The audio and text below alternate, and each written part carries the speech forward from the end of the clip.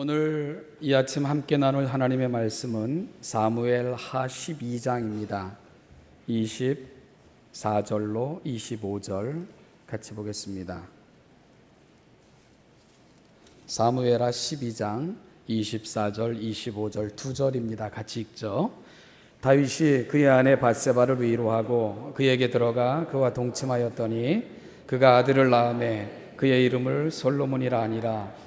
여호와께서 그를 사랑하사 선지자 나단을 보내 그의 이름을 여디디아라 하시니 이는 여호와께서 사랑하셨기 때문이더라. 아멘. 사람에게는 누구에게나 지우고 싶은 기억들이 있죠. 저도 이제 와서 제가 살아왔던 이렇게 시절을 회상해 보면은 특히 그 젊었던 시절 이렇게 뒤돌아보면 그 오래전 한 20-30년 전의 일인데도 불구하고 그때를 생각하면 낯이 뜨겁고 얼굴이 화끈 거릴 때가 종종 있습니다. 그때 왜 그랬나, 참 너무 미숙한 모습 보여서 지금도 이렇게 민망함이 느껴지는 그런 시절이 참 많았다는 생각을 하게 됩니다.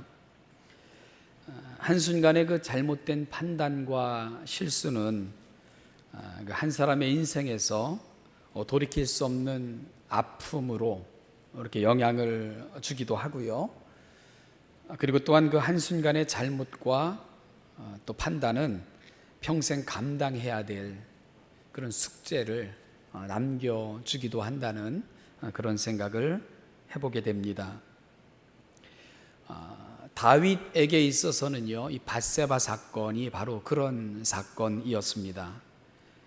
왕의 신분을 이용해서 충성스러운 신하의 아내를 빼앗고 그 충성스러운 신하를 죽음으로 몰아간 사건. 이 사건은 개인적으로도 씻을 수 없는 오명을 남긴 사건이었고요. 후에 그 가장 잘생겼다는 아들 압살롬으로 인하여 다윗이 이렇게 반역, 그러니까 아들이 왕권을 찬탈하는 그런 반역을 경험하게 되는데, 그 반역 역시도 밧세바 사건과 무관하지 않은 사건인 것을 우리가 알 수가 있게 됩니다. 왜냐하면요, 이 밧세바는 다윗의 아주 유능한 참모 중에 하나였던 아히도벨의 손녀딸입니다. 그러니까 다윗에 의해서 무참히 살해당한 우리아는 이 손자 사위가 되는 거예요. 그러니까 아히도벨이 왜 압살롬 편에 서게 됐는가? 바로 그는 밧세바 사건을 통해서 우리아의 죽음을 바라보면서 다윗에게 이미 마음이 떠나 있었던 것을 그렇게 확인받게 되는 것입니다.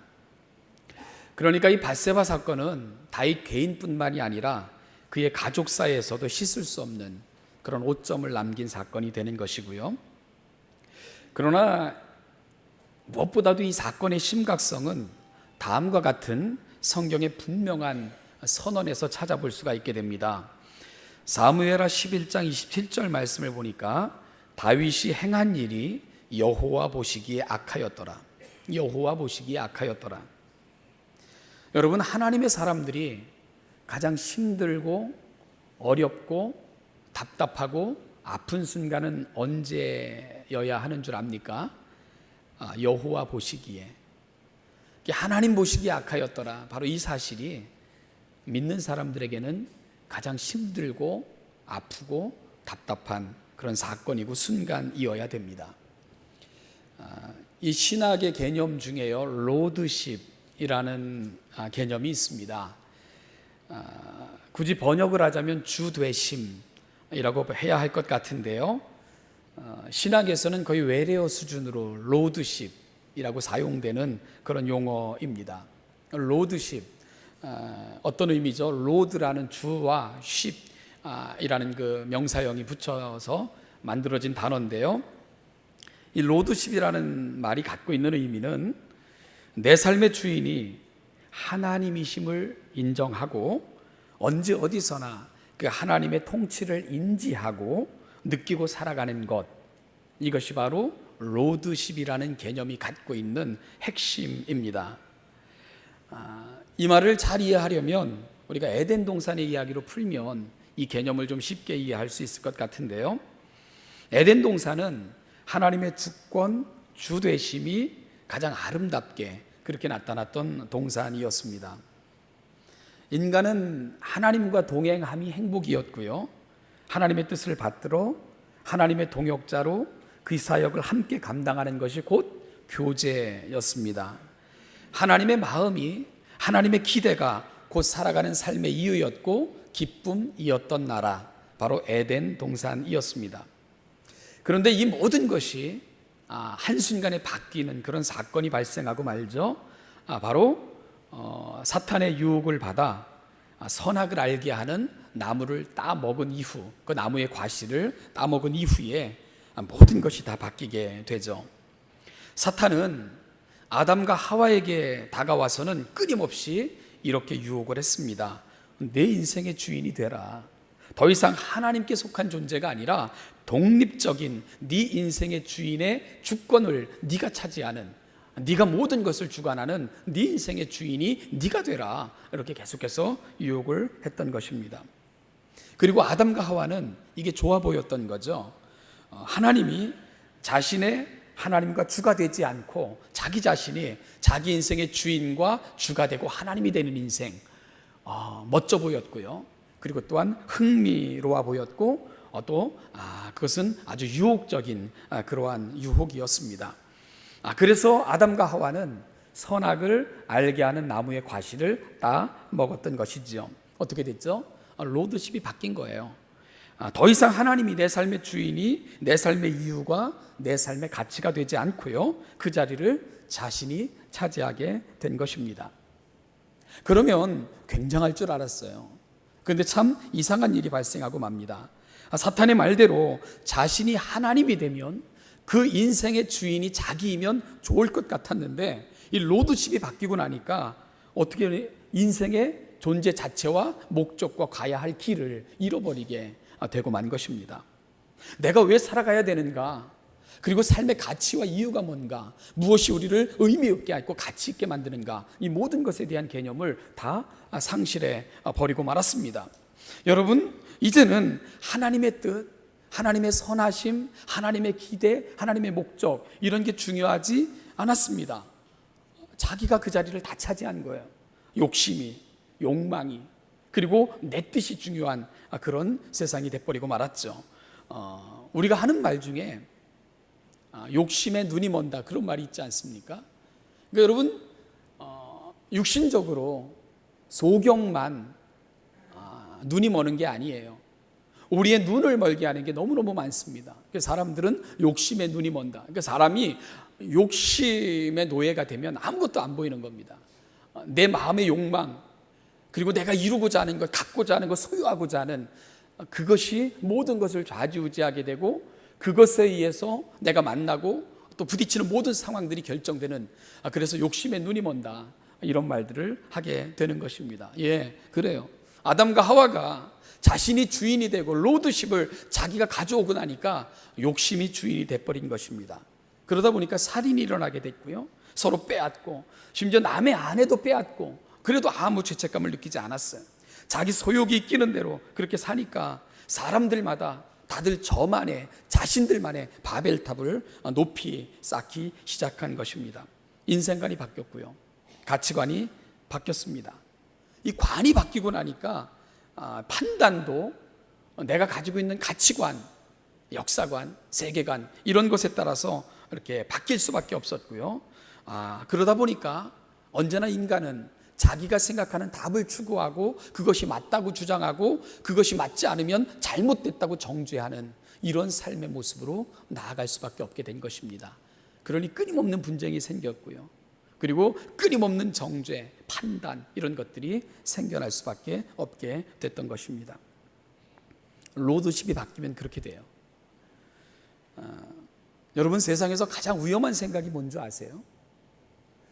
세상에서 가장 위험한 생각은 절대적인 진리는 없다, 이렇게 말하는 게 가장 위험한 것입니다. 그러면 모든 것은 상대성의 원리가 지배를 하게 되죠. 다 상대적인 거죠. 그러면 세상은 어떻게 될까요? 자기 소견에 옳은 대로, 그 자기에게 유익한 대로, 자기가 경험한 것이 최고라고 그렇게 주장하며 살게 되는 것입니다. 그러면 거기에는요, 극심한 혼란과 파괴가 뒤따라올 수밖에 없게 되는 것입니다. 여러분들은 우리가 오늘 가브리엘 성가대가 맨 마지막에 뭐라고, 마치 하나님의 음성을 듣는 것 같았는데, 믿는 자요, 믿는 자요, 좀 어휘할 것인가, 믿는 자요. 그렇게 마치 저를 향해 음성 주시는 하나님의 음성을 듣는 것 같았어요. 맨 마지막 한마디가 믿는 자요 이렇게 끝나는데, 그래, 내가 믿는 자지, 이런 생각을 찬양을 들으면서 하게 됐습니다. 우리가 믿는 자라면 이 시대 믿는 그리스도인들에게 주어진 가장 큰 과제가 뭘까? 여러분은 뭐라고 생각을 하십니까? 바로 이 로드십을 원래의 자리로 회복시켜 놔야 됩니다. 주님의 주님 되심, 이것이 회복되지 않으면 사실은 이 세상은 우리가 아무리 주님의 이름을 부르고 내가 믿는 자라고 외쳐도 사실은 우리는 믿는 자가 아니기 때문에 그런 것입니다. 로드십을 회복해야 됩니다. 붙들어야 될 진리를 분명히 붙들고 살아야 됩니다. 세월이 바뀌고 상황이 바뀌어도 아니라고 할 수 있는 근거, 모두가 아니라고 해도 예라고 말할 수 있는 그 이유를 우리가 붙들고 살아야 됩니다. 바로 로드십의 회복이 이 시대의 가장 절실한 우리의 과제인 것을 우리가 고백해야 됩니다. 여러분, 그 로드십이 우리 가운데 올바로 그리고 바르게 그렇게 정립이 되려면 우리가 이 시대에 또다시 붙들어야 될 것이 있습니다. 유일한 것 한 가지, 말씀을 붙들어야 됩니다. 하나님의 말씀을 붙들어야 됩니다. 로드십의 회복은 바로 진리이고 하나님의 인격의 발로인 그 말씀의 회복과 같은 똑같은 동일한 의미를 저와 여러분들에게 제공해 주고 있기 때문에 그렇습니다. 제가 며칠 전에 한 청년을 만나 대화를 할 기회가 있었습니다. 좀 안타깝게도 잘못된 그 이단의 이렇게 가르침에 많이 이렇게 빠져 있는 그런 청년이었습니다. 그는 저에게서 자신이 가르침을 받은 것 그리고 붙들고 있는 것을 인정받고 싶어 했습니다.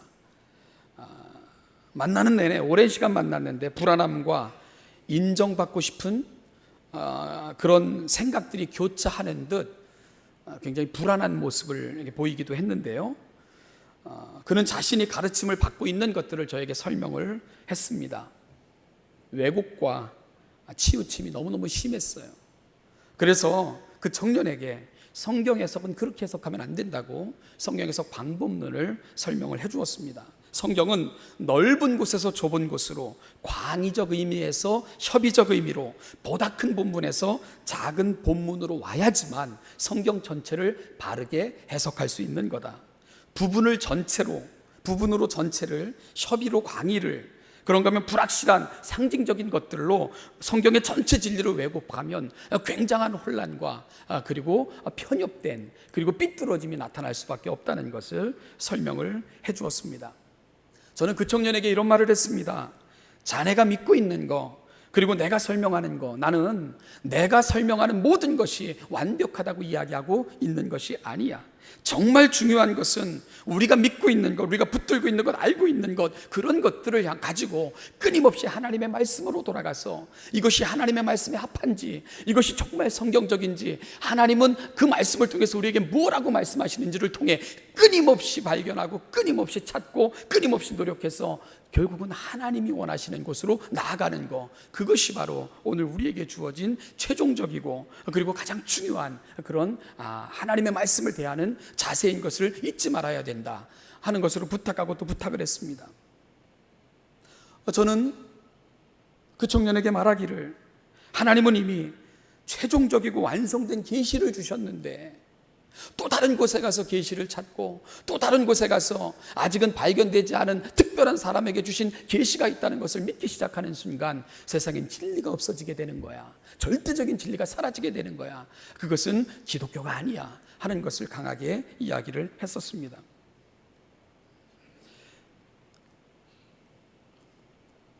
요즘 그 교회 문제로 끊임없이 저에게 문의하고 있는 한 교회가 있습니다. 때 아닌 방언, 안수, 계시, 이런 것들로 야기된 문제가 결국은 교회를 분열 지경으로까지 몰고 가는 아주 답답한 교회인데, 제가 그쪽에서 오는 전화를 받느라 굉장히 오랜 시간 이렇게 전화를 받고 상담하고 그러는데, 그 교회에서 진행됐던 그 녹음 파일을 저에게 이렇게 보내줬어요. 근데 불법 파일은 아닙니다. 왜냐하면 서로가 합의하고 이렇게 녹음한 파일이기 때문에 그걸 저에게 이렇게 보내줘서 한 1시간 10분 정도 되는 파일을 제가 쭉 이렇게 들어봤습니다. 근데 그들의 열띤 논쟁 중에서 되게 아팠어요. 왜냐하면 서로가 옳다고, 다른 사람의 말을 무시하고 함부로 말하고 판단하고 그렇게 가더라고요.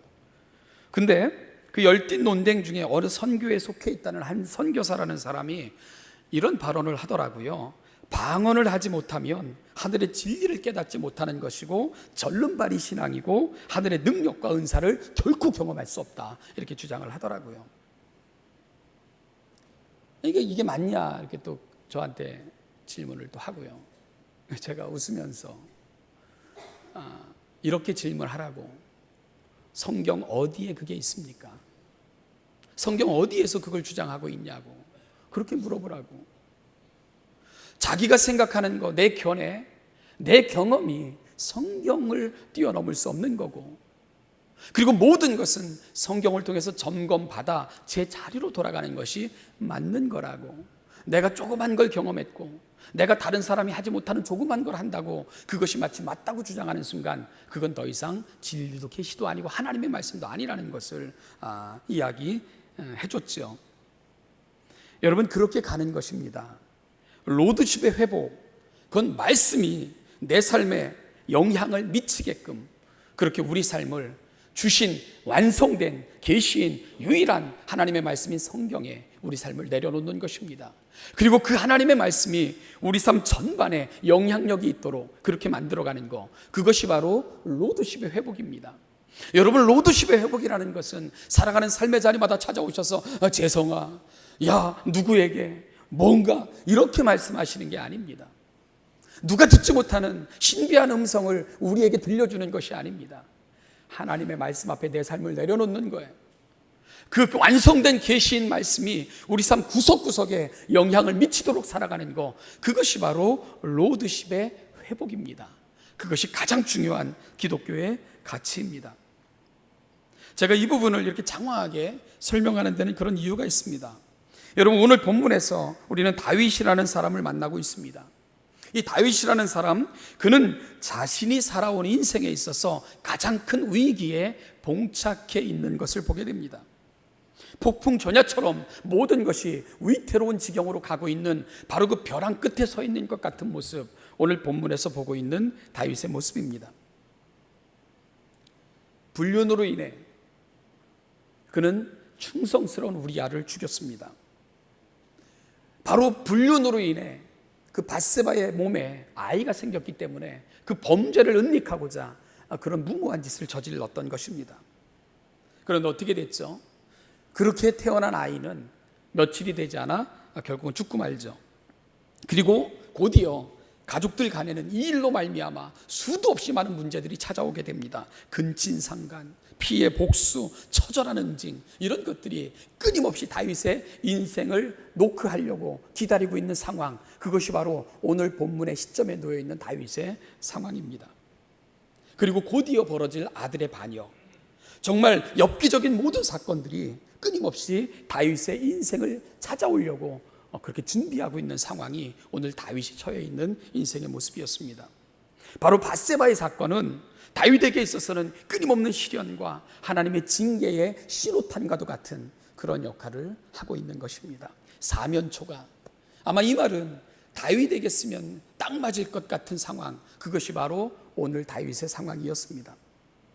여러분, 그런데요, 도저히 어디를 살펴봐도 희망이 없는 것 같은 이런 다윗이 다시금 고개를 들 수 있었던 계기, 회복할 수 있었던 계기가 뭘까?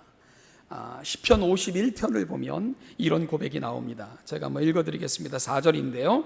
내가 주께만 범죄하여 주의 목전에 악을 행하여 싸우니 주께서 말씀하실 때에 의로우시다 하고 주께서 심판하실 때에 순전하시다 하리이다. 다윗의 고백입니다. 시편 51편에 그 고백의 표제는 이런 표제가 붙어 있죠. 다윗이 밧세바와 동침한 후 선지자 나단이 그에게 찾아왔을 때, 이런 표제가 붙어 있습니다. 즉 밧세바를 취하기 위해 우리아를 죽이는 그런 극악한 죄를 범한 것과 관련되어져 쓰여진 시인 것을 알게 해주는 것이지요. 하나님은 죄를 범한 다윗을 나단 선지자를 통해서 찾아가셨습니다. 그리고 나단 선지자를 통해서 엄중하게 책망하셨습니다. 나단 선지자는 한 비유를 다윗에게 베풀었습니다. 아주 큰 부자가 있습니다. 모든 것이 풍족한. 그런데 그 곁에는 아주 가난한 한 사람이 있습니다. 양 한 마리를 가족같이 키우면서 그 양은 우유도 주고 그 가족에게 필요한 것들도 제공하는, 정말 가족처럼 돌보는 양 한 마리를 붙들고 살아가는 가난한 이웃. 그런데 그 부잣집에 손님이 왔습니다. 그런데 모든 것이 풍족하고 그토록 많은 가축을 가지고 있음에도 불구하고 이 부자는 자기의 것이 아까워서 가족처럼 돌보고 그 집에는 생명과도 같았던 양 한 마리, 그 가난한 자의 양을 뺏어서 결국은 자기 집에 온 손님을 대접하는 이러한 극악한 짓을 저지른 비유를 다윗에게 들려줬지요. 다윗이 분노했습니다. 누군지 당장 잡아다가 능지처참해야 된다고 분노를 했죠. 나단이 조용히 말합니다. 바로 당신입니다. 바로 당신이 그런 자입니다. 여러분, 그 책망을 들은 다윗의 반응이 뭔지 압니까? 바로 시편 51편입니다. 침상이 다 젖도록 울고 또 울었습니다. 그리고 나서 4절에서 이렇게 고백하는 거예요. 내가 주께만 범죄하여 주의 목전에 악을 행하여 싸우니 주께서 말씀하실 때에 의로우시다 하고 주께서 심판하실 때에 순전하시다 하리이다. 무슨 얘기입니까? 하나님 맞습니다. 하나님 맞습니다.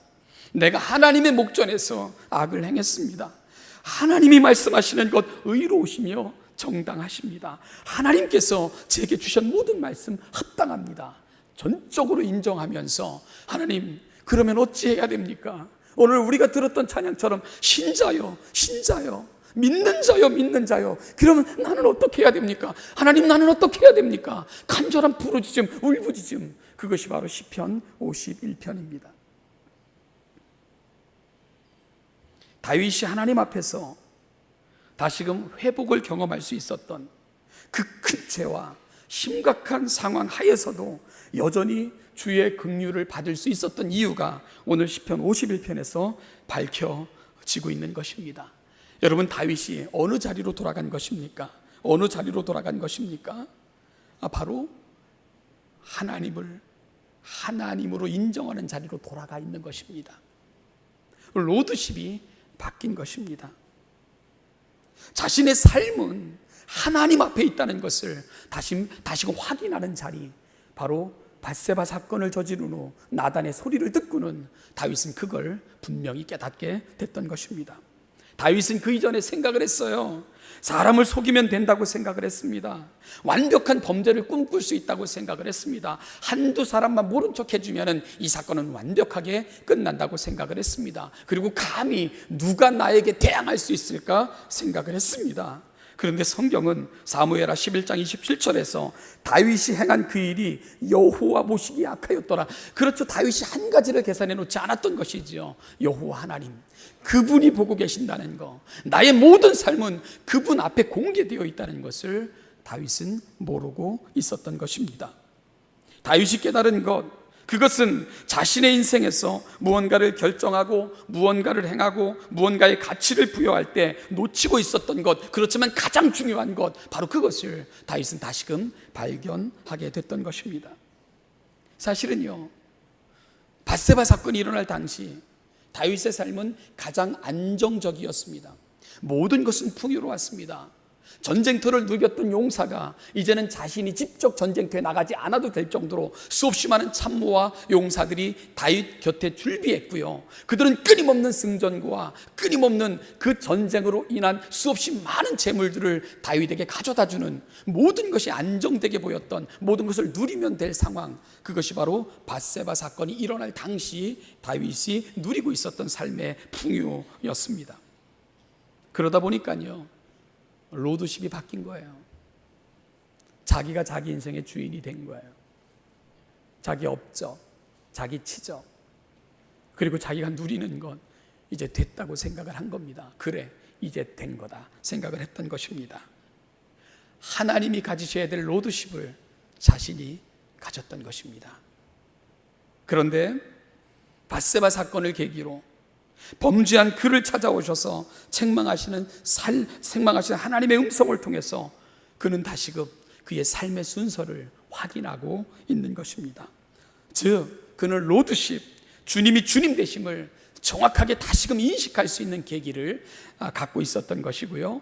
오늘 그 고백을 시편 51편 4절에서 하고 있었던 것입니다. 하나님, 오직 하나님 앞에서 내가 내 삶을 다시 돌아봅니다. 예, 그래요. only God이라고 써 있어요. 사람들 앞에서가 아니고요, 사람들의 시선을 통해서가 아니고요, 내가 갖고 있는 상황, 여건, 처지, 형편, 지위가 아니고 only God, 하나님 앞에서 내가 다시금 나를 돌아보니까 모든 것이 엉클어져 있고 모든 것이 엉망, 뒤죽박죽이 되어 있는 자기의 인생을 다윗이 분명히 다시금 볼 수 있게 됐던 것입니다. 그것을 올바른 원래의 자리로 다윗은 돌이키기를 소망하며 하나님 앞에 울부짖고 있는 것, 그것이 바로 시편 51편입니다. 비록 범죄로 인하여 잉태되었던 아이는요, 태어난 지 7일 만에 죽게 됩니다. 시름시름 앓다가 7일 만에 죽게 되는데, 그 7일 동안 다윗은 기도해요. 잠도 안 자고 음식, 물도 입에 대지 않고 부르짖어 하나님 앞에 기도합니다. 엎드려 자리에 앉지도 않고 눕지도 않고 그렇게 기도를 합니다. 그런데 그의 기도와는 달리 아이는 7일 만에 죽고 맙니다.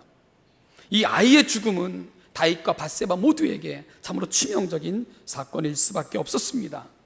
그러다가 세월이 지나죠.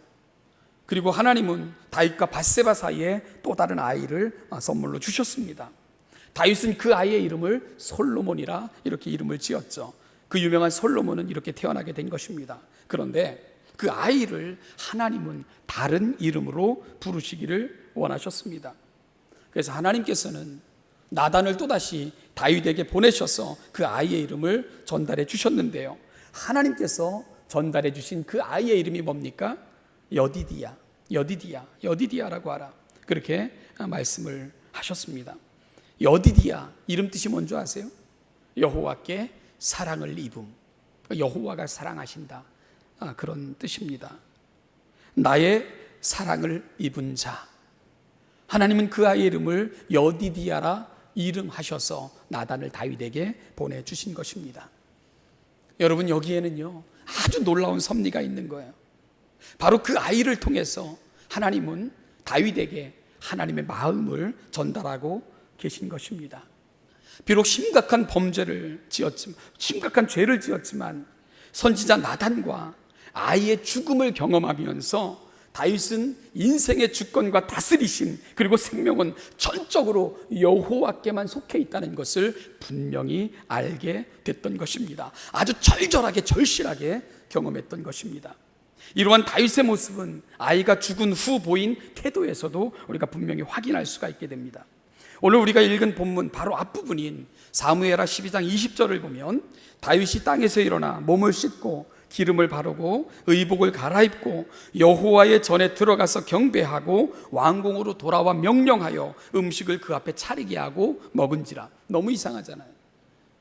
여러분, 아이가 살았을 때는 그토록 절절하게 입에 음식도 되지 않고 물도 되지 않고 잠도 자지 않으며 기도하더니 아이가 죽었을 때는 언제 그랬냐는 식으로 정죄하고 옷을 바르게 차려입고 씻고 그리고 왕의 자리에 앉아서 음식을 이야기하는 다윗의 모습을 성경은 표현하고 있는 것입니다. 체념인가요? 아니면 하나님을 향해서 데모라도 하고 있는 것일까요? 그렇지 않아요. 우리가 그 앞부분을 주목해야 됩니다. 다윗이 자기 왕의 자리에 앉기 전에, 왕의 복으로 갈아입고 음식을 먹기 전에 그가 먼저 한 일이 있습니다. 그게 뭔지 아세요? 여호와의 전에 먼저 들어갑니다. 그리고 여호와께 먼저 경배하고, 그리고 나서 자기 자리로 돌아갑니다. 어떤 의미가 있는 거죠? 여러분, 이게 왜 중요하죠? 아주 중요해요. 삶의 우선순위가 다시 정립이 된 거예요.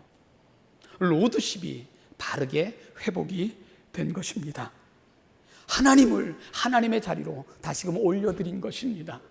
내가 나의 자리에 앉기 전에 하나님이 앉아 계셔야 될 그 하나님의 자리를 먼저 확인해 드린 것입니다. 그리고 나는 그 하나님 앞에 있다는 것을 다윗은 확인하고 있는 것입니다. 바로 밧세바 사건을 통해, 나단의 엄중한 책망을 통해 다윗은 자기가 잊고 있었던 것, 그리고 놓쳤던 것, 그리고 중요한데 가치 없는 것처럼 여겼던 그 가장 중요한 것을 다시금 붙들고 회복을 경험할 수 있었던 것입니다. 그럴 때 하나님은 다른 아이를 주신 거예요. 그리고 친히 나단 선지자를 그 다윗과 밧세바에게 보내면서 그 아이의 이름을 여디디아라 하라, 이렇게 친히 하나님이 이름을 전달해 주신 것입니다. 무슨 이유죠? 다윗을 용납하신다는 뜻입니다. 다윗을 받으신다는 뜻입니다. 여전히 내가 너를 사랑한다는 사랑의 고백을 하나님이 다윗에게 주고 계신 것입니다. 모든 것을 뛰어넘어 하나님의 근원적 치유, 하나님의 근원적 회복이 오늘 여디디아라는 이름을 통해 그렇게 다윗에게 전달되어지고 있었던 것입니다. 다윗은 한 아이의 죽음과 또 다른 아이의 태어남을 통해 죄로 인한 죽음과 하나님 안에서의 새로운 삶으로의 탄생을 동시에 경험하고 있는 것이고요. 그렇게 다윗의 삶은 다시금 제자리로 돌아가고 있었던 것입니다. 사랑하는 신원여담교회 성도 여러분, 누구에게나 인생의 위기가 찾아올 수 있습니다. 누구에게나 기억하기조차 이 부끄러운 그 과거 속에서 아파할 수도 있습니다. 또한 누구나 견디기 힘든 그런 어려운 순간이 찾아올 수도 있습니다. 그럴 때 오늘 다윗은 그 상황 속에서 어떻게 하나님의 힐링, 즉 회복을 경험했는가를 오늘 이 아침 깊이 묵상하실 수 있기를 바랍니다. 삶의 우선순위를 바꾸고 나니까 회복이 된 것입니다.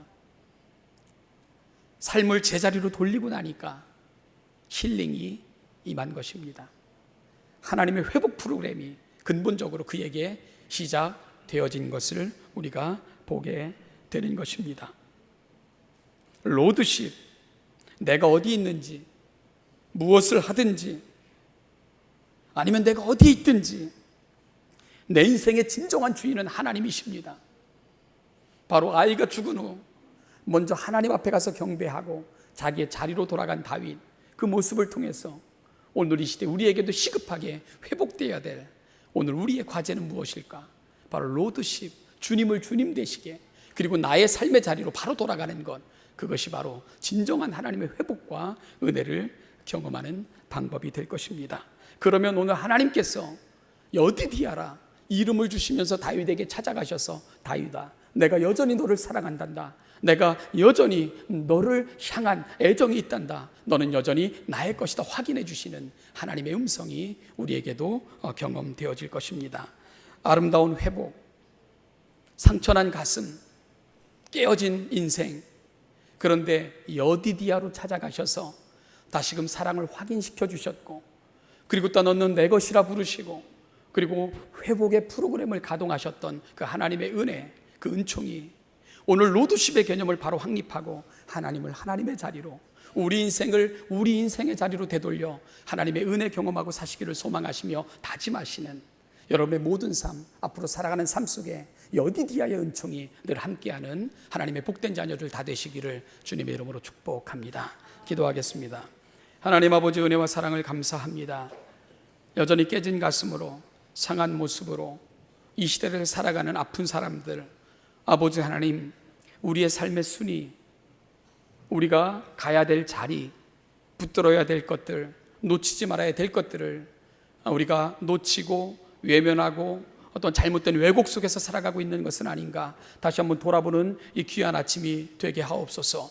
하나님을 하나님의 자리로, 그리고 그 하나님의 말씀 속에서 오늘 내가 돌아갈 자리를 결정할 수 있는 우리 성숙된 우리 하나님의 백성들 되게 하셔서 오늘 여디디아로 찾아오시는 하나님의 은혜를 경험하는 우리 신원예담의 모든 성도들이 되게 하옵소서. 감사드리며 예수님의 이름으로 기도하옵나이다. 교회의 머리가 되시는 우리 주 예수 그리스도의 은혜와 우리 안에 창세전부터 시작하셨던 그 사랑을 독생자 예수 그리스도를 보내주시면서까지 완성하셨던 아버지 하나님의 은총과 오늘 그 은혜가 우리의 은혜 되게 하시고자 우리 곁에 찾아오셨을 뿐만 아니라 우리를 진리 가운데로 인도하시고자 오늘도 우리 곁에 서신 성령님의 은혜가 이 시대 믿는 자를 부르시는 그 부르심 앞에 하나님을 하나님의 자리로, 우리의 인생을 말씀에 비추어 그분의 자녀된 자리로 돌이켜 여디디아로 찾아오시는 하나님의 은총을 누리며 살기를 다짐하며 이 자리에 있는 사랑하는 신원예담교회 모든 성도들과 그 사랑하는 가정들과 그들의 자녀와 그들의 미래와 직장 사업체 위에 이제부터 영원까지 그 영원까지 함께 하시기를 축원하옵나이다. 아멘.